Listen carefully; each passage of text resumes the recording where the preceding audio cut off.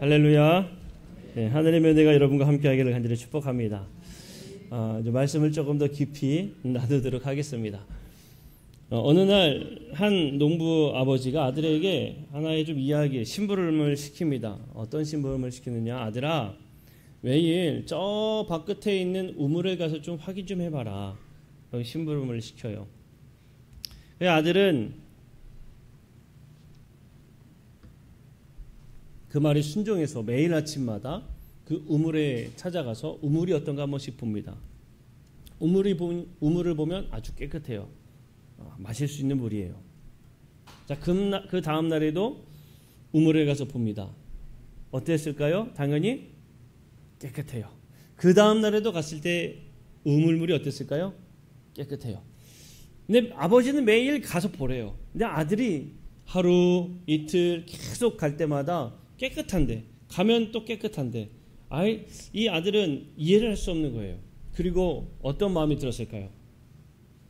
불평이 생기는 거예요. 불만이 생기고, 아니 뭐 가봐야 또 깨끗한 걸 뭘 이렇게 가라고 하시나, 아버지가 왜 이렇게 매일 나를 보내시지? 그런 생각을 하는 겁니다. 어느 날 이 아버지가 좀 몸이 많이 아팠습니다.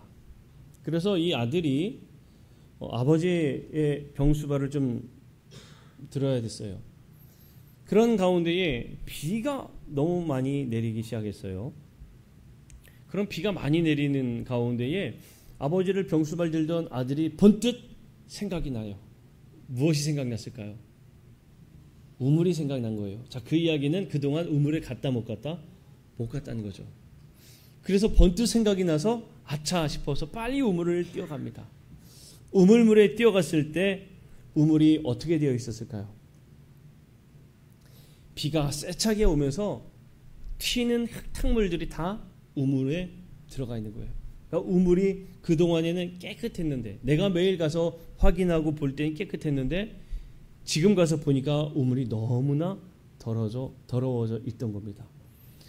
그제서야 아버지가 왜 나를 그 우물에 이렇게 보내셨나, 그제서 깨닫기 시작한 거예요. 아버지가 나를 왜 그곳에 가게 하셨는지, 그제서야 그 가르침이 무슨 의미인지 알게 되었고, 그 다음부터는 이 아들은 우물을 확인할 때마다 억지로 가는 게 아니라 스스로 먼저 가서 우물물이 깨끗한가 한번 보기 시작하게 됐습니다. 여러분, 하느님의 말씀도 그렇습니다. 하느님의 말씀도 동일해요. 하느님의 말씀을 듣는 우리가 그 말씀을 들었을 때 의미가 무엇인지 알지 못하면 지금 매일 가서 이 우물을 왜 봐야 되는지 불평했던 이 아들과 똑같습니다. 그러나 하나님의 말씀의 의미가 무엇인지 우리 안에 바로 깨닫게 되어지면, 하나님이 나에게 이런 말씀의 의미를 주시는구나 라는 생각으로 동일한 말씀 같아도 그 마음에는 많은 변화가 이루어진다는 거예요.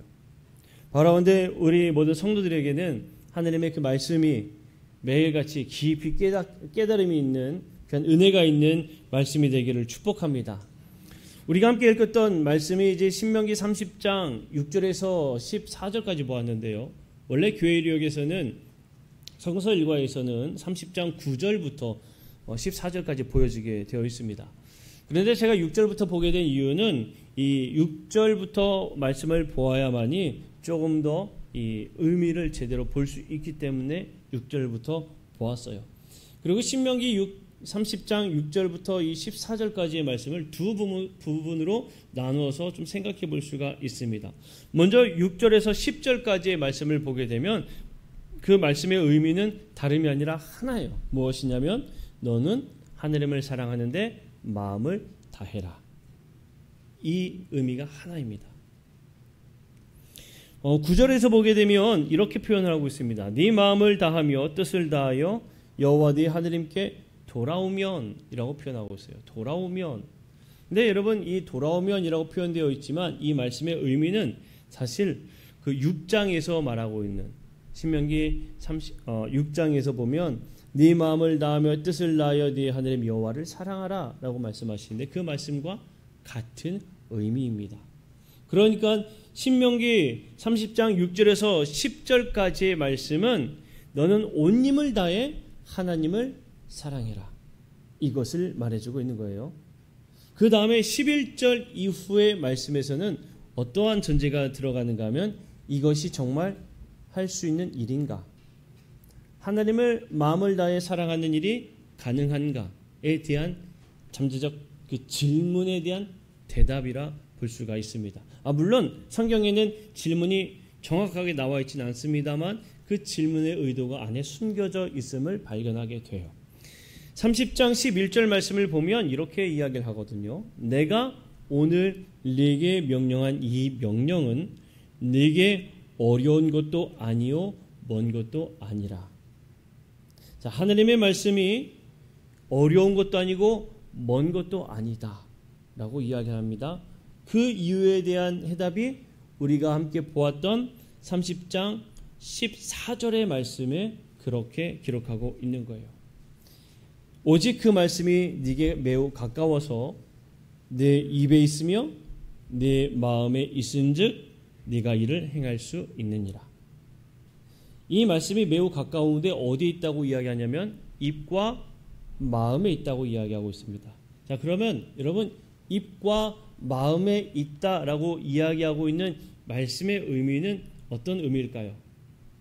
마음과 입이라고 이야기하는 것은 다름이 아니라 너의 삶 속에 이미 그 말씀이 묻어져 나오고 있다라는 이야기예요.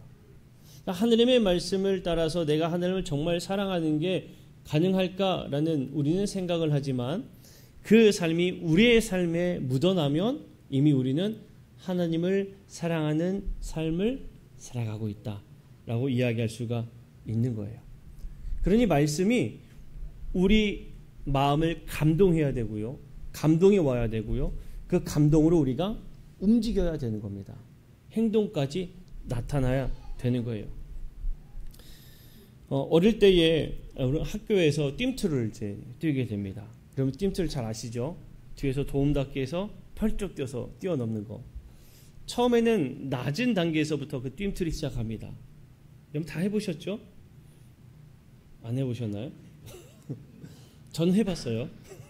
이제 낮은 단계부터 시작을 합니다. 낮은 단계에서 쉽게 뛰어넘죠. 그 다음에 한번 뛰어넘으면 들어서 밑에 하나를 뛰어넣습니다. 그럼 높이가 올라가요. 또 뛰어넘으면 어떻게 합니까? 들어서 밑에 하나 또 끼워 넣어요.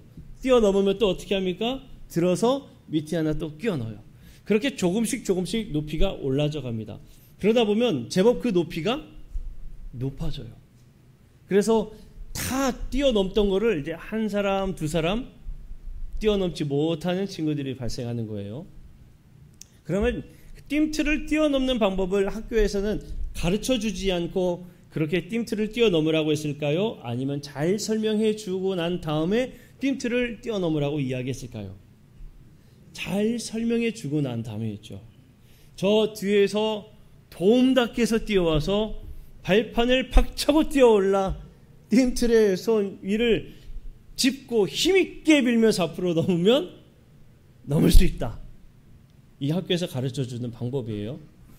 그런데 여러분 머리로는 아는데 제법 높이 올라가면 돼요? 안 돼요? 안 됩니다. 왜 안 되냐면 머리는 아는데 마음이 움직여지지 않는 거예요. 할 수 있다는 마음이 안 되는 겁니다. 저도 처음엔 잘 못했어요. 그러다가 못했던 친구들이 한 번, 두 번 하다가 넘기 시작합니다. 넘기 시작해요. 제가 못했는데 넘네? 저 친구도 안 됐는데 넘네 하기 시작하는 거예요. 그러면서 주변에 있는 친구들도 이야기를 하죠. 할 수 있어. 너도 가능해. 라고 이야기를 하면 마음에 어떻게 마음 먹습니까? 조금씩 해보자. 계속 마음을 먹어요. 까짓 거 한번 해보지. 그렇게 마음을 먹고 어느 순간인가 보면 막 뛰어가서 으아 하고 뛰어가서 탁 뛰어넘을 때 넘어지게 됩니다. 그게 넘게 되는 거예요. 여러분 말씀은요 가까이 있다는 것은 내가 머리로만 알고 있는 게 아니라 내 마음에 감동이 되어서 그 감동된 말씀이 내 삶에 묻어날 때 그것이 참 말씀이 가깝다라는 의미입니다. 그리고 그 가깝게 나타나는 말씀이 내가 정말 하나님을 사랑하는구나 라고 고백으로 이어지게 된다는 거예요. 그 의미가 쉽게 우리는 누가복음에서 찾아보게 되는 겁니다. 누가복음의 이야기, 아까 우리 아이들과 다 나누었습니다만 예수님이 율법교사에게 물어보았죠. 율법교사가 예수님에게 묻죠. 영생을 어떻게 하면 얻습니까? 예수님께서 물어보았잖아요. 성경에 율법에 뭐라고 쓰여져 있느냐. 율법교사는 참 대답을 잘했어요. 왜냐하면 율법교사잖아요. 율법에 매우 뛰어나게 알고 있는 사람입니다. 당연히 대답을 정말 잘했어요. 자신이 있었죠. 그래서 율법교사가요, 이후에 성경을 보게 되면 뭐라고 표현되어 있는가 하면 자신이 옳게 보이기 위해서, 내 자신이 옳게 보이기 위해서 예수님에게 이웃이 누굽니까? 라고 물어봅니다. 자, 이웃을 물어본 의도가 내 자신을 어떻게 하기 위해서 물었는가 하면 드러내기 위해서 물었다는 거예요. 그러면 이 율법교사는 자기가 대답한 것처럼 하나님을 사랑하고 이웃을 사랑하는 그 말씀을 잘했다는 걸까요? 못했다는 이야기일까요? 잘했다는 이야기죠. 내가 생각할 때 나는 하나님을 정말 제법 잘 믿었고 내가 생각할 때 나는 제법 이웃을 사랑했다라고 이야기하는 거예요. 자, 그러면 이 율법교사의 이웃들이 누굴까 한번 생각해 봅시다. 율법교사는 당시에 어떤 사람이라 이야기할 수 있는가 하면요. 자, 당시에 유대인들에게 있어서 율법이라고 이야기하면 그들의 법이라고 이야기할 수 있습니다. 어떤 문제가 이루어졌을 때 그 법이었던 율법을 잘 해석해 줄 수 있는 사람이 누구냐? 율법교사예요. 지금의 표현으로 하자면 법률 자문가라고 이야기할 수가 있습니다. 법에 따르면 지금 이것은 맞아. 법에 따르면 이것은 틀렸어 라고 이야기해 줄 수 있는 사람. 지금의 법률 자문가. 또한 뿐만 아니라 율법 교사는 율법에 매우 자신 있고 잘 알고 있었던 사람이죠. 당시의 율법은 그들의 삶의 기준이었습니다. 그러니 그 기준에 대해서 잘 알고 있던 사람이었기 때문에 그의 삶은 상당히 뛰어난 삶을 살았어요. 그리고 당시에 그 율법에 대해 잘 알고 있던 사람들은 대체적으로 누구였느냐? 대제사장들, 레위인들, 그리고 우리가 복음서에 읽으면 많이 나타나는 바리새인들, 사두개인들, 이런 지도자들쯤 되는 사람이에요. 율법 교사가 이야기하는 이웃들은 바로 그런 사람들이었습니다. 나랑 비슷한 수준에 있는 사람들, 나랑 같은, 글쎄요, 요즘에 이야기하면은 같은 등급에 있는 이라고 표현할까요? 같은 레벨에 있는 사람이라고 표현할까요? 같은 어울릴 만한 급이 되는 사람들, 그리고 유대인으로서 유대인들, 그들이 이 율법교사의 이웃이었을 겁니다. 그런데 예수님의 비유는요, 이 율법교사에게는 상당히 충격적인 비유입니다. 왜냐하면 내가 생각했던 이웃이 예수님의 비유로 들었던 이웃과는 너무나 큰 대조를 이루기 때문에 그래요. 유대인들과 사마리아인들은 서로 사이가 좋지 않았습니다. 유대인들이 일부러 가까이 갈 수 있는 길도 멀리 돌아갈 정도로 그들과는 상종을 하지 않으려고 했어요. 그들은 그렇게 서로 미워했단 말이죠. 지금의 한번 표현을 해보면 이래요. 어느 날 우리 옆집에 있는 사람이 매일같이 나를 괴롭힙니다. 끊임없이 틈만 나면 별거 아닌 거 가지고 막 뭐라고 할까, 시비를 건다고 해야 될까요? 아주 불편하게 만들어요. 계속. 아니, 왜 그 집에 있는 나무의 낙엽이 왜 우리 집에 떨어지게 하냐고요. 좀 조용히 좀 삽시다. 매일 불편하게 한 사람이 있어요. 그런데 예수님의 비유는 매일 불편하게 하는 그 사람이 바로 선한 사마리아인이다는 거예요. 불편한 그 사람. 그러면서 예수님이 유대인에게, 그 율법교사에게 물어보는 거예요. 누가 진짜 이웃일까라고 물어보는 질문이었습니다. 예수님의 질문에 대한 핵심은 바로 그겁니다. 내가 아무리 율법에 대해서, 하느님의 말씀에 대해서, 하느님에 대해서 매우 잘 알고 있다 할지라도 내가 그것을 알고 있는 것으로 그친다면 나는 정말 하느님을 사랑한다 말할 수 없다라는 거예요. 예수님의 말씀은 네가 아무리 미워하는 사람이라 할지라도 그가 정말 선한 일을 행하고 말씀에 비추어 그 일들을 행한다면 그 사람은 정말 하나님을 사랑하는 한 사람이다 라고 말하고 있는 겁니다. 사랑하는 성도 여러분, 이야기를 조금 더 직접적으로 이야기해 보면 이렇습니다. 교회에서 열심히 성도의 교제를 하며 말씀을 따라 살았다 이야기해도 우리의 삶에서 그 사랑의 모습이 나타나지 않으면 하나님을 힘껏 사랑했다 말할 수 없다는 거예요. 교회 울타리 안에서만 사랑한다고 하면 그것은 아무 의미가 없다라고 이야기하는 것과 동일합니다.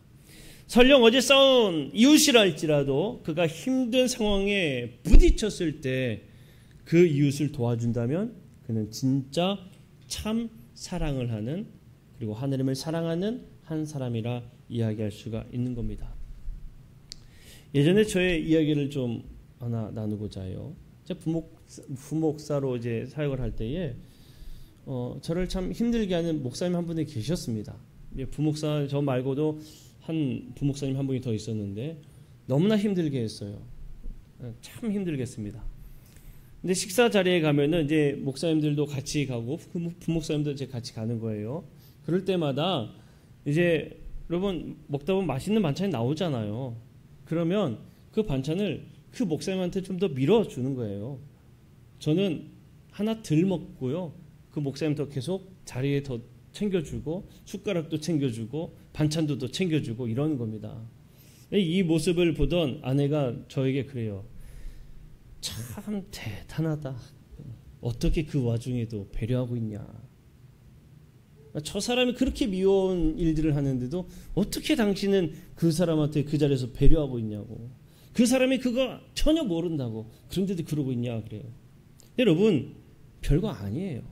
원수 같아 보이는 그 사람이 힘들면 그냥 가서 도와주면 되고 그 사람 그냥 세워주면 되는 겁니다. 그게 말씀에 따라 살아가는 방법이라는 거예요. 자, 말씀을 정리합니다. 오늘 우리에게 주는 말씀은 우리가 늘 하느님의 말씀을 가까이 하는 삶을 살아야 한다고 이야기합니다. 그 삶은 다름이 아니에요. 머리로 하는 삶 아니라는 겁니다. 네가 알고 있는 것만큼 마음을 다해서 그대로 행해라. 그렇게 우리에게 말해주고 있습니다. 설령 너가 미워하는 사람이라 할지라도 당장 그에게 그 사랑을 베풀어라 라고 우리에게 말해주는 것입니다. 그 베푸는 삶이 크게 어려운 일은 생각보다 아니었다는 거예요. 오늘 우리에게 주는 그 말씀이 바로 그겁니다. 사랑하는 성도 여러분, 부지런히 사랑하시기를 간절히 축복합니다.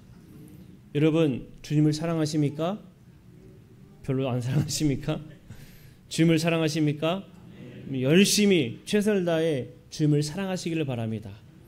주님을 사랑하신다면 그만큼 여러분들이 받은 그 사랑을 이웃에게도 흘려보내십시오.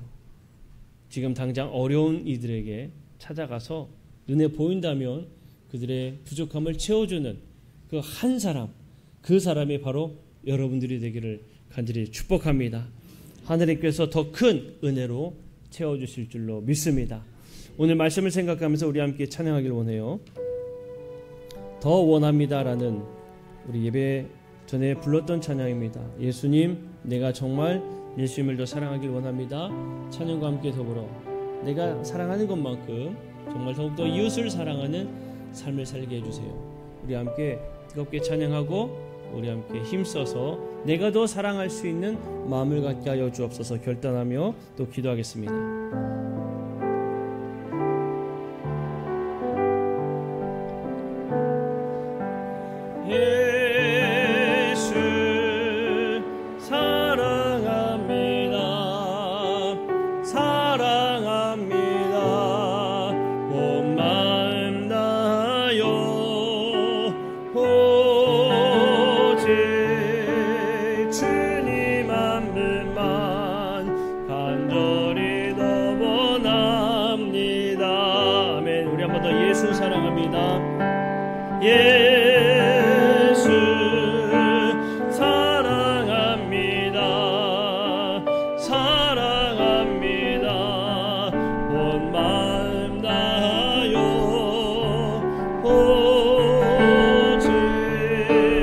주님 한 분만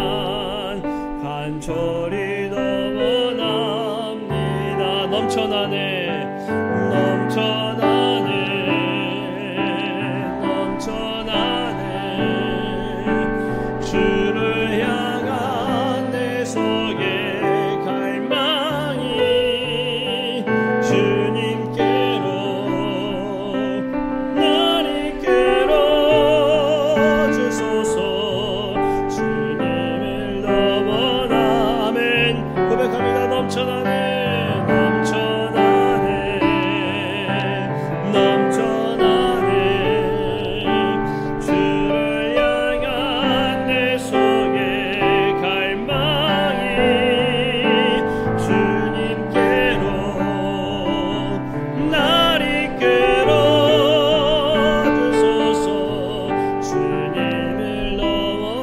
마지막으로 한 번만 더 넘쳐나네 넘쳐나네 아멘 넘쳐나네 주를 향한 내 속에 갈망이 주님께로